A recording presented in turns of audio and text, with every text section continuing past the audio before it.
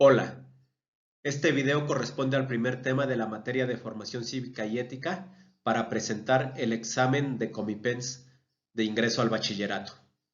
El primer tema es la formación cívica y ética en el desarrollo social y personal. Vamos a empezar a analizar este tema. ¿Por qué necesitamos los seres humanos tener una formación cívica y ética? Pues por la razón de que los seres humanos somos seres sociales y necesitamos vivir con los demás, y para ello requerimos de un código de valores que nos permita una sana convivencia. Es por ello que debemos aprender a conocernos y a reconocernos a nosotros mismos, así como a nuestro entorno y a los demás. Los seres humanos somos los únicos animales capaces de pensarnos a nosotros mismos y de pensar nuestro entorno, pero eso también acarrea una responsabilidad. Debemos aprender a convivir en armonía, lo que implica respetar a los demás, ser tolerantes, trabajar en equipo y valorar la diversidad de ideas, gustos y preferencias.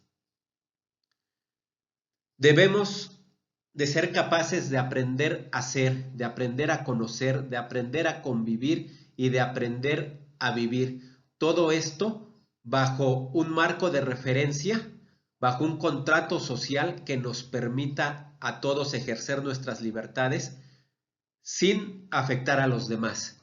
La formación cívica y ética no pretende que todos seamos iguales o que todos pensemos igual, sino que pretende que nos conozcamos, que conozcamos nuestros valores, nuestros límites, nuestras capacidades y pongamos esto en funcionamiento para convivir de la manera más armónica posible.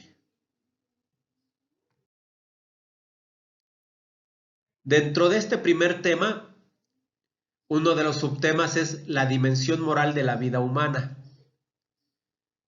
La dimensión moral humana se refiere a los valores personales y sociales que dirigen nuestro comportamiento. Nosotros necesitamos de una serie de valores para convivir. Cuando somos niños, no tenemos plena conciencia de lo que hacemos ni de las consecuencias de nuestros actos, pero conforme vamos creciendo, vamos desarrollando capacidades como el razonamiento, la reflexión, la capacidad de criticar, de juzgar, que nos van sirviendo para saber si lo que hacemos está bien o mal, si actuamos de manera correcta o no. Eso es la dimensión moral de la vida humana, guiarnos con una serie de valores que me permiten saber si estoy actuando de manera correcta o no. Dentro de esta dimensión moral de la vida humana tenemos, como ya lo dijimos, valores. Algunos de esos valores son la tolerancia, que es la actitud de la persona que respeta las opiniones, ideas o actitudes de los demás, aunque no coincidan con las propias. La congruencia, que es la convivencia, la conveniencia, coherencia o relación lógica que se establece entre distintas cosas. Aquí la congruencia, ¿cómo la podemos ver? Por ejemplo, si yo doy una conferencia sobre comida vegetariana y hablo de las bondades de la comida vegetariana y que todos deberíamos de mudarnos hacia una comida vegetariana y llegando a mi casa me como un bistec, pues no estoy siendo congruente. No hay congruencia entre lo que hice con lo que dije. Otro de estos valores es la libertad, que es la facultad y el derecho de las personas para elegir de manera responsable su propia forma de actuar dentro de una sociedad. Otro es la honestidad, es un valor que abarca distintas cualidades como la verdad, la justicia y la honradez, entre otras. Otro valor es el amor, que es la actitud que nos lleva a actuar de manera correcta con las personas que amamos. La solidaridad es otro de estos valores que consiste en apoyar una causa que en apariencia nos es ajena. Otro de estos valores es la empatía, que es ser capaz de entender la situación de los demás. Implica literalmente ponerse en los zapatos del otro.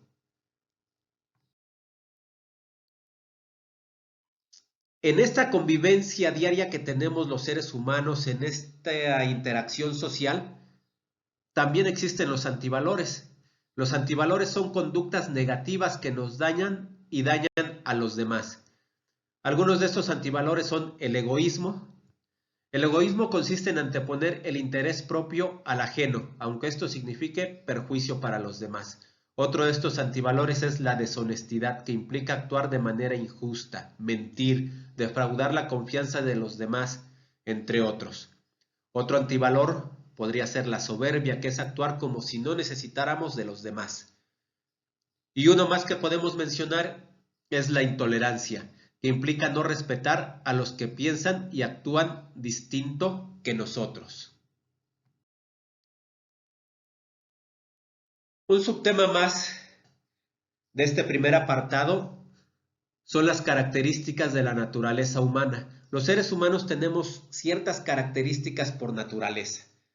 Estas características dentro de nuestra dimensión moral nos ayudan para saber si lo que hacemos está bien o mal. Algunas de esas características son la capacidad que tenemos para razonar y que es la capacidad que poseemos para comprender la realidad y reflexionar sobre nuestras acciones. La capacidad de pensar, igual que es meditar sobre nuestras propias acciones. La capacidad para criticar, que es la capacidad para examinar y juzgar una cosa o acción para determinar su bondad, verdad o belleza, es decir, emitir un juicio de valor. Un juicio de valor es determinar si algo es bueno o malo, si se hizo bien o mal, si es bonito, si es feo. Eso es un juicio de valor. Otra característica de la naturaleza humana es la capacidad de evaluar. Evaluamos nuestras propias acciones y las alternativas para tomar decisiones. Para ello tomamos en cuenta distintos elementos. Por ejemplo, ahora que están a punto de hacer su examen para ingresar al bachillerato, para colocar mis opciones de las escuelas a las que quiero ir, pues tenemos que evaluar distintas cosas como qué me gustaría estudiar, a qué escuela me gustaría ir, qué tan lejos o tan cerca están las escuelas de mi domicilio, entre otras. Esto es la capacidad de evaluar, tener en cuenta los distintos elementos para tomar una decisión. Otra es la capacidad de juzgar, que es la capacidad para determinar si lo que hacemos está bien o mal. Y finalmente, la autonomía, que es la capacidad para realizar actos más allá de lo establecido. Un ejemplo de la autonomía podría ser, por ejemplo, si el sistema de recolección de basura de mi municipio no me pide separar la basura orgánica de la inorgánica, pero yo decido hacerlo. Yo decido separar la basura orgánica de la inorgánica. Esto es autonomía. Realizar un acto que nadie me está obligando a que haga, y vamos a tomar la autonomía por este lado positivo, donde llevo a cabo acciones que nadie me obliga a hacer, pero las llevo a cabo en beneficio no solamente mío, sino también de los demás. Tenemos también otro apartado en este primer tema, que es la libertad para elegir y decidir responsablemente. Entonces, debemos darle la importancia y el tiempo necesarios al razonamiento y a la libertad de decidir para que nuestra voluntad actúe de manera consciente sobre lo que hacemos, y así podemos advertir cuáles podrían ser las consecuencias. De este modo podremos ser responsables de nuestras decisiones. Es decir, cuando vamos a llevar a cabo alguna acción, debemos pensar, razonar acerca de las consecuencias que traerá esta acción, y ya tomando en cuenta esas consecuencias decir si hacemos o no hacemos algo. Porque recordemos que tenemos que ser responsables de nuestras acciones, porque hay acciones que solamente nos afectan a nosotros, pero hay decisiones y acciones que también afectan a los demás. Dentro de este mismo apartado de la libertad para elegir y decidir responsablemente, vamos a definir algunas cosas que tenemos que considerar para esto, como la libertad, que ya hablamos de ello, facultad y derecho de las personas para elegir de manera responsable su propia forma de actuar dentro de una sociedad. Recordemos que nuestra libertad no es absoluta, es decir, no podemos hacer lo que se nos pegue la gana. Tenemos límites en ese ejercicio de la libertad y mi libertad termina donde empieza la libertad o el derecho de los demás. Otra cuestión que ya mencionamos también es la autonomía, que es la capacidad para realizar actos más allá de lo establecido. Otra cuestión es el límite.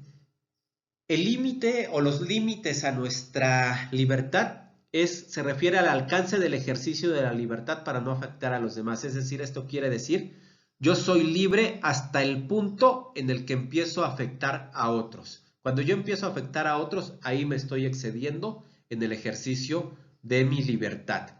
Tenemos otro aspecto que son las condiciones.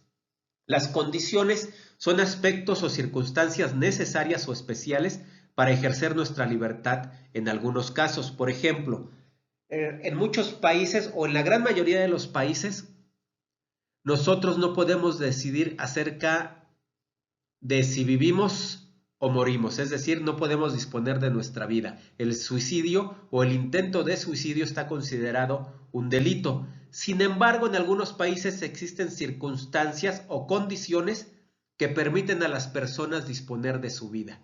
Por ejemplo, si tengo una enfermedad terminal y ya no hay manera de que me recupere de ella o mi vida ya no es digna con esa enfermedad terminal, hay países que me permiten disponer de mi vida mediante lo que se llama la eutanasia, que es la muerte asistida, que alguien me ayude al bien morir, a morir de manera digna. O hay muchos países donde no se permite el aborto, no se permite, las mujeres no tienen la libertad de decidir sobre su cuerpo, pero que sin embargo hay condiciones, atenuantes, condiciones en donde la mujer sí puede ejercer la libertad de decidir sobre su cuerpo. Estas condiciones serían si el embarazo es producto de una violación o si está en riesgo la vida del producto, de la madre o de ambos. Son condiciones que permiten ese ejercicio de la libertad. Tenemos otros elementos como los obstáculos, que ya no implica libertad. El obstáculo, más allá de la libertad o el límite, el obstáculo es un aspecto negativo. Los obstáculos son aquellas cosas que no me permiten ejercer mi libertad, como la ignorancia o la inseguridad. Por ejemplo, en un país o en nuestro país somos libres de salir a divertirnos por la noche o por la madrugada.